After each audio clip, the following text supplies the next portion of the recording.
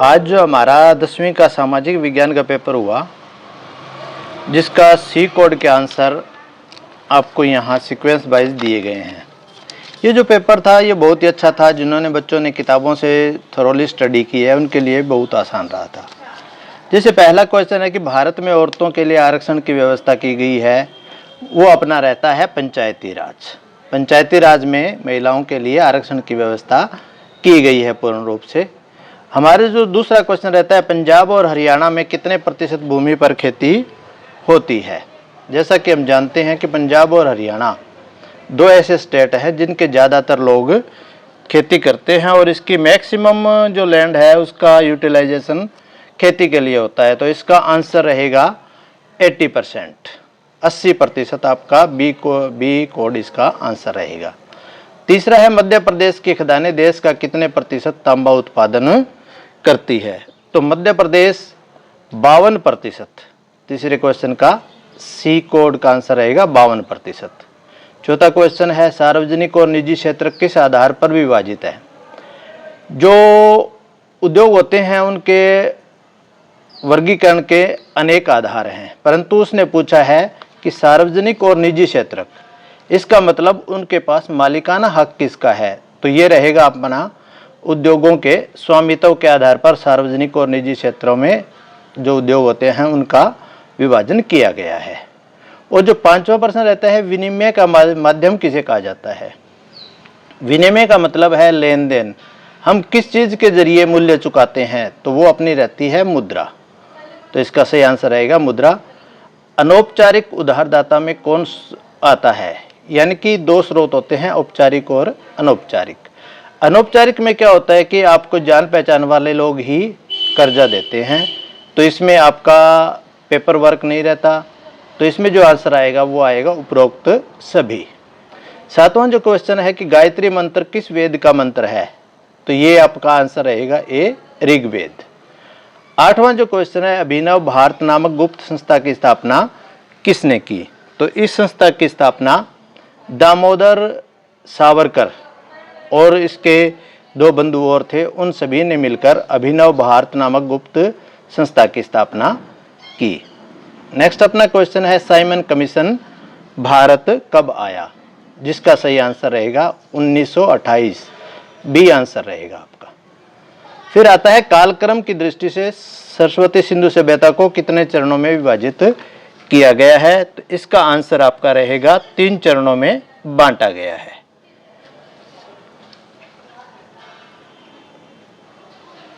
Next तो 11वां question है, 2019 में लोकसभा में महिला सांसदों की संख्या कितने प्रतिशत थी, जिसका सही आंसर रहेगा 14.36%।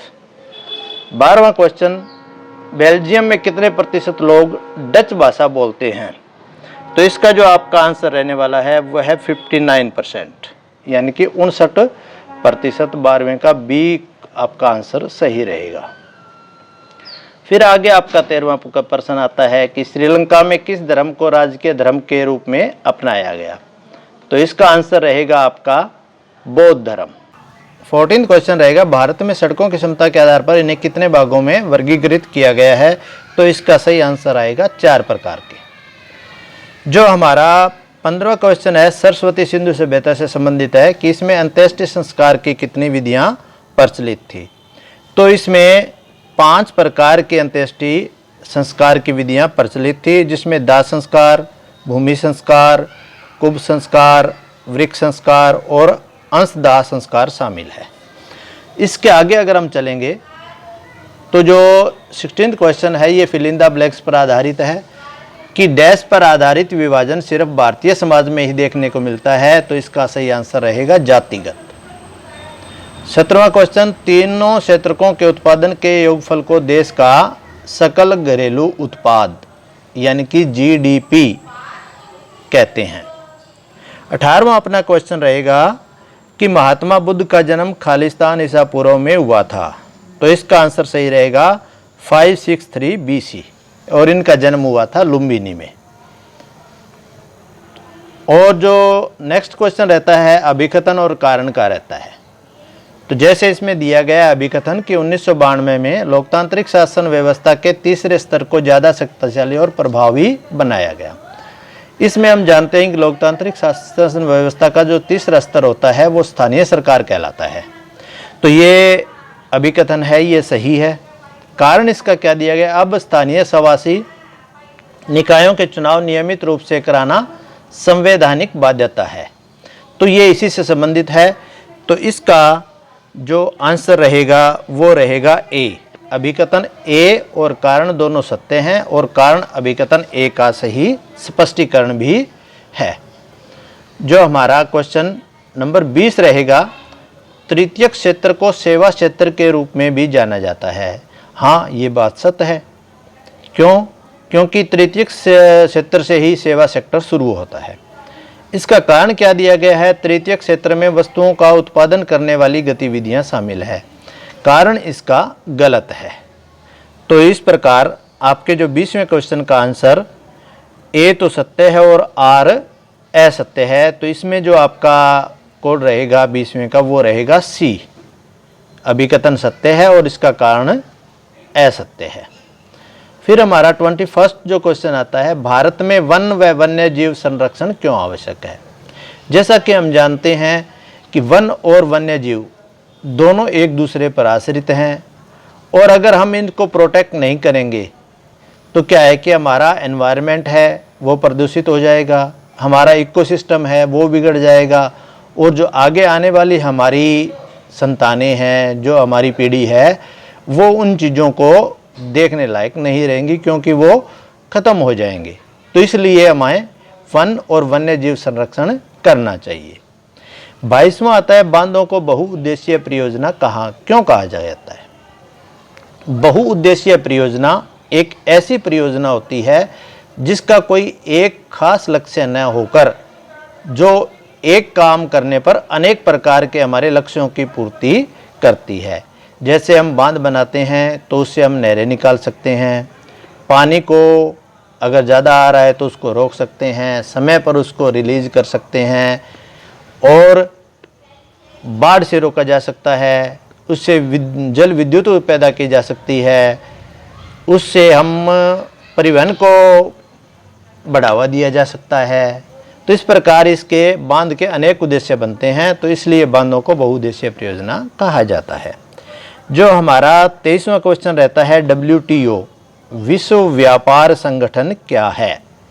यह एक प्रकार का वैश्विक संगठन है जिसकी स्थापना 1995 में हुई थी और इसका मुख्यालय है वो जिनेवा स्विट्जरलैंड में है। इसके जो मुख्य कार्य क्या है कि सभी देशों के बीच व्यापार को बढ़ाना, व्यापार को सुविधाजनक बनाना ताकि जो देश है एक दूसरे के साथ आसानी से बिना किसी बाधा के व्यापार कर सके और जो भी व्यापारिक विवाद होते हैं देशों के बीच उनको निपटान करना और जो सदस्य देश इसके हैं उनके बीच में सहयोग स्थापित करना ताकि अंतर्राष्ट्रीय व्यापार है वो ज़्यादा फल फूल सके। और इसके वर्तमान में 164 सदस्य है। जो हमारा 24 रहता है, बहुराष्ट्रीय कंपनी किसे कहते हैं। बहु का मतलब होता है मल्टी, एक से ज़्यादा, यानी कि ये एक ऐसी कंपनियां होती है जिनकी उत्पादन इकाइयां या सेलिंग पॉइंट एक देश से ज़्यादा देशों में होते हैं, यानी कि वो एक से ज़्यादा देशों में व्यापार करती है, उसे हम बहुराष्ट्रीय कंपनियां कहते हैं। फिर हमारा जो 25वां क्वेश्चन रहेगा, मध्यकालीन यूरोपीय समाज कितने व कौन कौन से वर्गों में बंटा था।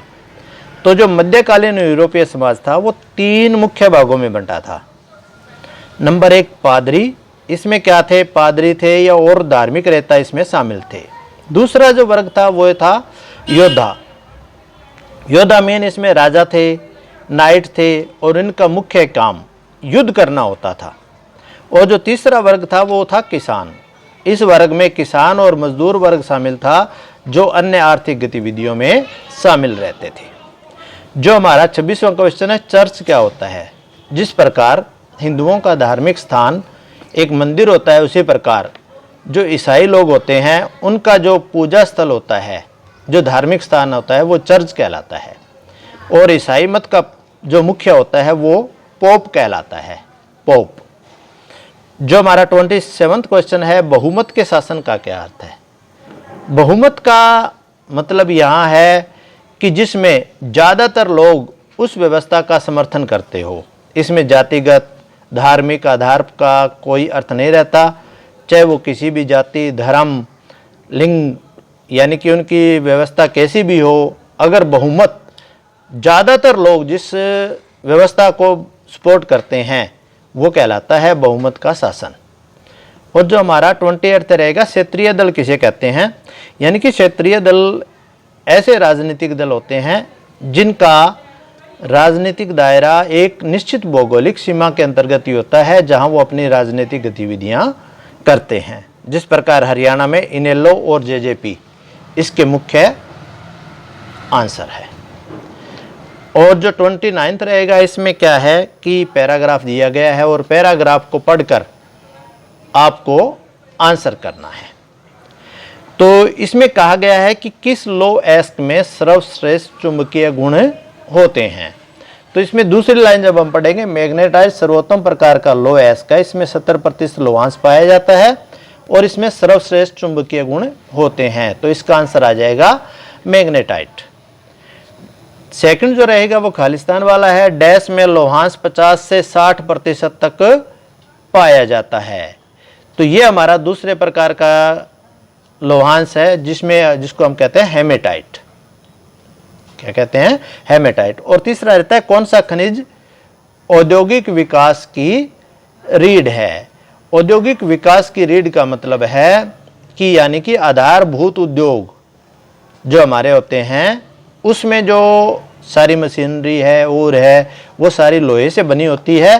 तो इसका जो आंसर रहेगा वो रहेगा लौह अयस्क, क्योंकि लोहे से ही सभी प्रकार की मशीनों का निर्माण होता है और अनेक प्रकार के उत्पादन कार्यों में इनका प्रयोग किया जाता है।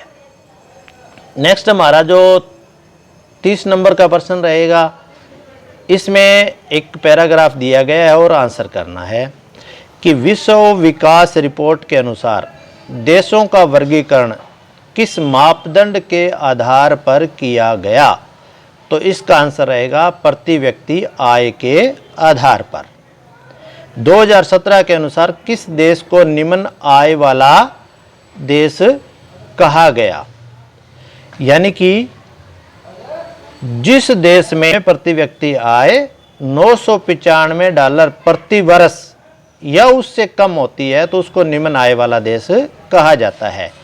भारत किस आय वर्ग में आता है? तो भारत इसका आंसर दे रखा है मध्य आय वर्ग के देशों में आता है, यानी कि इसकी पोजीशन न तो हम हाईएस्ट ले सकते हैं न लोवेस्ट, यानी कि ये मिडिल क्लास, मिडिल एक कैटेगरी होती है उसमें आता है, मध्य आय वर्ग देशों में आता है।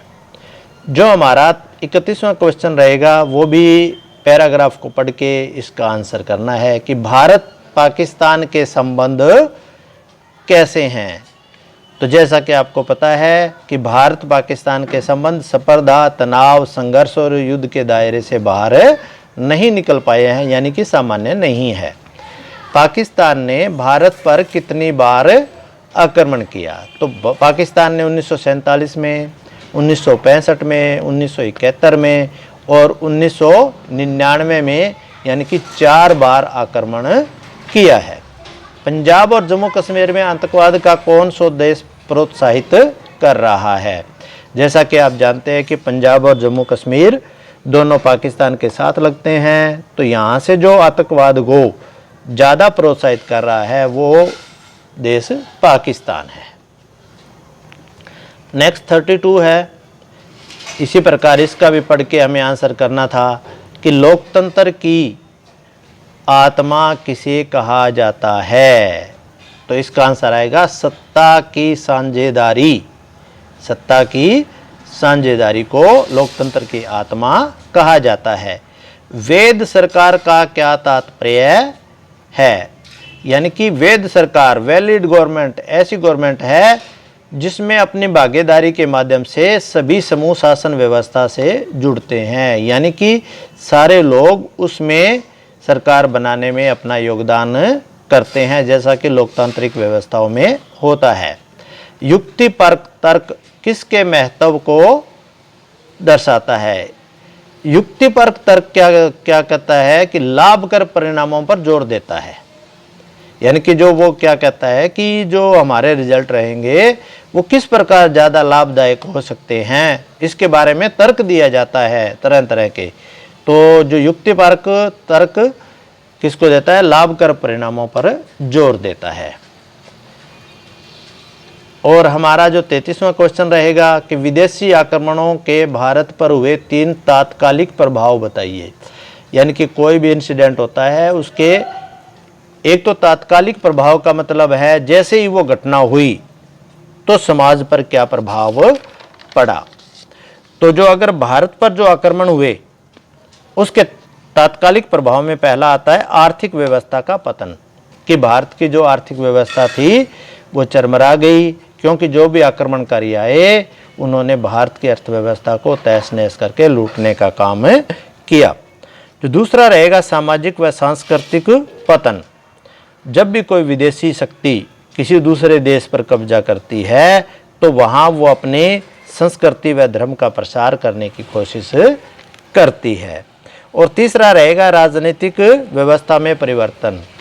जैसे ही विदेशी आक्रमणों से पहले हमारे यहाँ हमारे राजा राज करते थे, परंतु विदेशी आक्रमणों के कारण उन राजाओं की शक्तियाँ छीन ली गई और विदेशी आक्रमणकारियों ने अपना राज्य स्थापित कर लिया। 34वां क्वेश्चन रहेगा संघीय शासन व्यवस्था की 3 विशेषताएं। संघीय शासन व्यवस्था का मतलब क्या होता है कि सारी जो पावर है वो एक जगह ना होकर अलग अलग स्तरों पर उसको पावर का बंटवारा किया जाता है। तो उसकी पहली विशेषता रहेगी स्तरीय सरकार। यानी कि जैसे हम इंडिया में देखते हैं केंद्र सरकार है, राज्य सरकार है, स्थानीय सरकार है, यानी कि अलग अलग लेवल की गवर्नमेंट होती है। नंबर 2 शक्तियों का बंटवारा। तो जितनी भी सरकारें हैं, चाहे केंद्र सरकार है, राज्य सरकार है या हमारी जो स्थानीय सरकार है, उसमें कानून के अनुसार हर एक को अलग अलग विषयों पर कानून बनाने का अधिकार दिया गया है, वो शक्तियों का बंटवारा है। तीसरा है संविधान की सर्वोच्चता। यानी कि जो किसी भी लेवल की गवर्नमेंट है उसको संविधान के अनुसार अपना काम करना पड़ेगा। संविधान सर्वोच्च होता है और उसकी किसी भी स्तर पर अवहेलना नहीं की जा सकती। जो 35वां आपका क्वेश्चन रहेगा कि चाय की कृषि। तो इसमें हम जानते हैं कि भारत में चाय असम, दार्जिलिंग, नीलगिरी की पहाड़ियों व केरल में उगाई जाती है और इसके लिए विशेष प्रकार की मिट्टी की ज़रूरत होती है, अधिक वर्षा की ज़रूरत होती है, परंतु इसमें ज़्यादा समय तक पानी रुकना भी नहीं चाहिए। यानी कि वर्षा भी ज़्यादा चाहिए और इसमें पानी रुकना भी नहीं चाहिए। और जो जलवायु रहेगी वो कैसी रहनी चाहिए, ठंडी जलवायु रहनी चाहिए। इसी में ये चाय का पौधा है अच्छी तरह पनपता है। तो इसके लाभ क्या क्या होंगे, रोज़गार बढ़ेंगे लोगों की, अगर रोज़गार बढ़ेंगे तो लोगों की इनकम बढ़ेगी और जब हम इस चीज़ को एक्सपोर्ट करेंगे तो हमें विदेशी मुद्रा भी प्राप्त होगी। और जो 36वां क्वेश्चन है उपभोक्ता सुरक्षा अधिनियम के अनुसार उपभोक्ता को प्राप्त 3 प्रमुख अधिकार कौन से हैं। जैसा कि आपको करवाया गया था एक कोपरा COPRA अधिनियम। तो इसी के अंतर्गत उपभोक्ता वो व्यक्ति होता है जो उत्पादित सामान का उपभोग कर लेता है, उसके बाद वो सामान नहीं बचता। तो इसके लिए समय समय पर सरकार उपभोक्ताओं की सुरक्षा सुनिश्चित करने के लिए कानूनों में फेरबदल करती रहती है ताकि कंपनियां अपनी मनमानी ना कर सके। तो इसमें प्रमुख 3 जो अधिकार है उपभोक्ता के, वो पहला रहता है सुरक्षा। सुरक्षा का मतलब है कि जो भी उत्पाद वो प्रयोग कर रहा है वो उसके हेल्थ के लिए अच्छा रहे, उसका कोई दुष्परिणाम ना हो। दूसरा रहता है सूचना का अधिकार। सूचना का अधिकार का अर्थ है कि जो भी वो चीज़ खरीदता है उपभोक्ता, उस पर पूरी तरह से लिखा हो कि वो चीज़ कहाँ बनी है, कैसे बनी है, उसमें बनाने के लिए किस विधि का प्रयोग किया गया है, कितने समय तक वो उपयोग के लिए सुरक्षित है और किन किन पदार्थों का उसमें प्रयोग किया गया है। और जो तीसरा रहेगा वादों को पूरा करना। कंपनियां होती है वो अपने उत्पाद का विज्ञापन करने के लिए कई प्रकार के वायदे करती है कि अगर आप हमारा प्रोडक्ट यूज़ करते हो तो आपको ये फ़ायदे मिलेंगे। अगर ये वादे पूरे नहीं होते तो हम उपभोक्ता सुरक्षा अधिनियम के अनुसार उपभोक्ता को प्राप्त अधिकार का प्रयोग करते हुए कंपनियों के खिलाफ हम कार्रवाई के लिए आगे प्रोसीड कर सकते हैं। नेक्स्ट हमारा 37वां रहेगा, राजनीतिक दल किसे कहते हैं।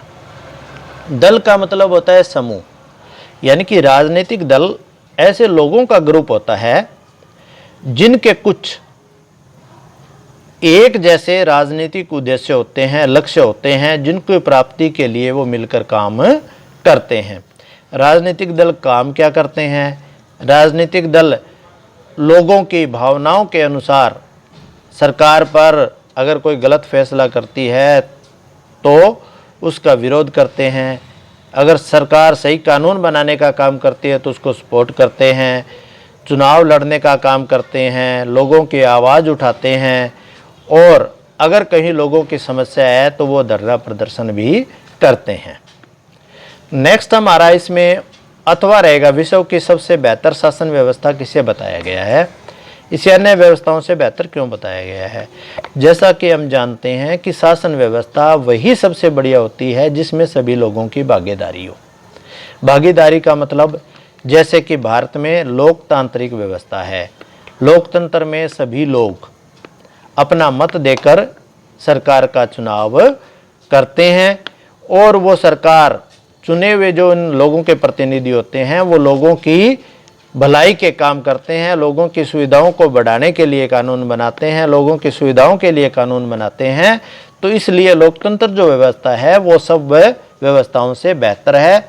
क्योंकि इसमें लोगों की इच्छा के अनुसार सरकार को काम करना पड़ता है, और अगर वो लोगों की इच्छाओं के अनुसार उनको बेहतरी के लिए काम नहीं करेंगे तो अगले चुनाव में इसका खामियाजा उन्हें भुगतना पड़ता है। 38वां क्वेश्चन रहेगा, उद्योग किस किस प्रकार के प्रदूषण के लिए उत्तरदायी है। उद्योगों से अनेक प्रकार के प्रदूषण होते हैं, चाहे वो जल प्रदूषण है, भूमि प्रदूषण है, वायु प्रदूषण है, शोर प्रदूषण है। सभी प्रकार के जो प्रदूषण है उसके लिए उद्योग उत्तरदायी है। अगर हम निम्नीकरण की बात करें, पर्यावरणीय निम्नीकरण, इसका मतलब है कि जो हमारा एनवायरनमेंट है, जो पर्यावरण है, वो डिग्रेड ना हो। इसके लिए उद्योगों में क्या उपाय किए जा सकते हैं। इसके लिए हमें जो इसमें जो मशीनरी प्रयोग की जा रही है उसमें हमें लगातार सुधार की ज़रूरत होती है, ताकि वो कम से कम प्रदूषण करे, कम से कम शोर करे, कम से कम इलेक्ट्रिसिटी का प्रयोग करे और ज़्यादा से ज़्यादा उत्पादन करे। और जो दूसरा है वो इनके द्वारा जो अपशिष्ट पदार्थ निकाले जाते हैं उनका वो सही शोधन करें, ताकि जब उनका वेस्टेज खुले में डाला जाए, किसी जल की बॉडी में डाला जाए, जैसे नदियों या नहरों में डाला जाए, तो कम से कम प्रदूषण हो। तो इस प्रकार उद्योगों के लिए कुछ उपाय किए जा सकते हैं जिससे प्रदूषण कम हो सकता है। इसमें जो अथवा दिया गया है इसमें है पाइपलाइन परिवहन की दो विशेषताएं। पाइपलाइन परिवहन की दो विशेषताएं हैं। इसमें जो पहला जो रहता है कि पाइपलाइन को डालने का खर्चा ज़्यादा रहता है, सबसे बड़ा डीमेरिट इसका यही है। परंतु उसके बाद इसकी परिचालन जो लागत होती है वो बहुत कम रहती है, और इससे आसानी से एक दूसरी जगह पर सामान कम समय में और सुरक्षित पहुंचाया जा सकता है। और जो भारत में पाइपलाइन परिवहन के 3 जाल हैं, वो है हाजिर बिजाड़ जगदीशपुर, नंबर 2 है मुंबई दिल्ली पाइपलाइन, और जो तीसरा रहेगा कोच्चि मंगलुरु पाइपलाइन। ये हमारे 3 प्रमुख जाल हैं। और जो आगे आपका रहेगा 39 मिस्र की प्रशासनिक व्यवस्था पर प्रकाश डालिए, यानी कि मिस्र के जो लोग थे, मिस्र की जो सभ्यता थी, उस समय लोग या जो राजा है वो अपना प्रशासन कैसे चलाते थे। तो इसमें क्या थी, जो इनका मुखिया होता था वो राजा फराओ कहलाता था। फराओ का काम राजशाही होता था, और फराओ का जो शासन था उसमें फराओ के पास यानी कि राजा के पास असीमित अधिकार थे।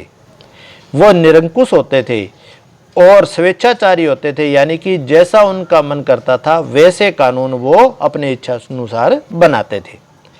उनकी सहायता के लिए नंबर 2 वजीर होते थे। वजीर क्या काम करते थे? शासन संचालन में फराव का सहयोग करते थे, लोगों से कर वसूलते थे और उनकी जो आय और व्यय होती थी उनका रिकॉर्ड रखते थे। तीसरा है इनमें सैन्य योगदान। सैन्य यानी कि जब कोई भी राजा है अपने राज्य के विस्तार करने के लिए या अपने राज्य की रक्षा करने के लिए उसे सेना बनानी पड़ती है। तो इसी प्रकार मिस्र में भी सैन्य एक व्यवस्था होती थी जिसमें सामंतवादी प्रथा पर आधारित थी, यानी कि जो बड़े बड़े जमींदार थे, पैसे वाले लोग थे, उनका वो राजा है वो सहयोग लेते थे। तीसरा है सारू। सारू नाम की एक संस्था होती थी।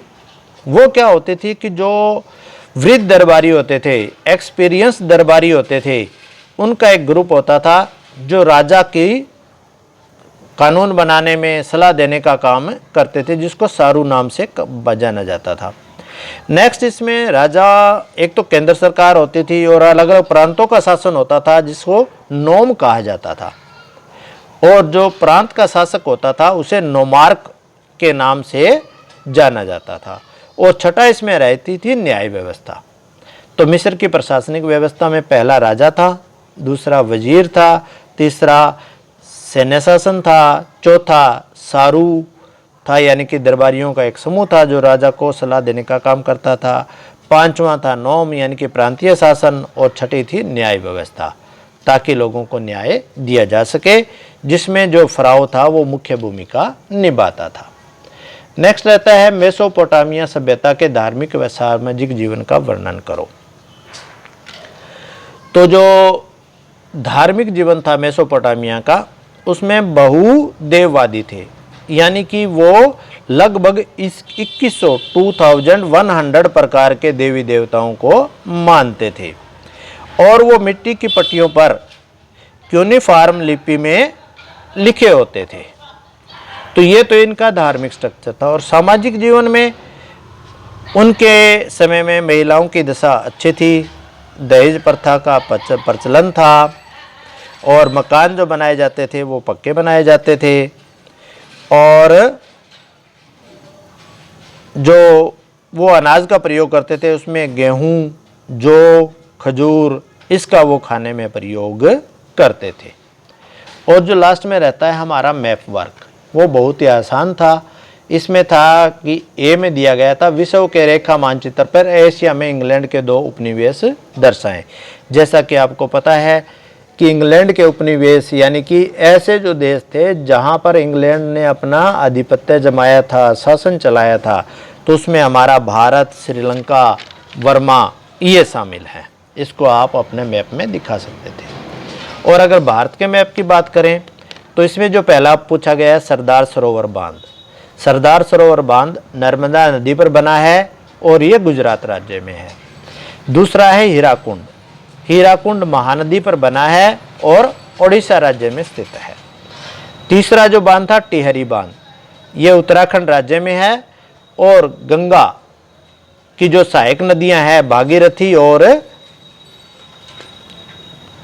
जो दूसरी नदी है उन पर वो बनाया गया है। तो टिहरी बांध उत्तराखंड में है और गंगा नदी पर बनाया गया है। इस प्रकार अगर हम देखें तो ये हमारा जो पेपर था वो बहुत ही आसान कह सकते हैं, क्योंकि जिन बच्चों ने किताब से स्टडी की है वो उस पेपर को बहुत आसानी से कर सकते थे। उम्मीद करता हूँ कि आपको ये हमारा क्वेश्चन पेपर सॉल्विंग का सेशन बहुत अच्छा रहा होगा। आपका दिन शुभ हो। Good bye bye.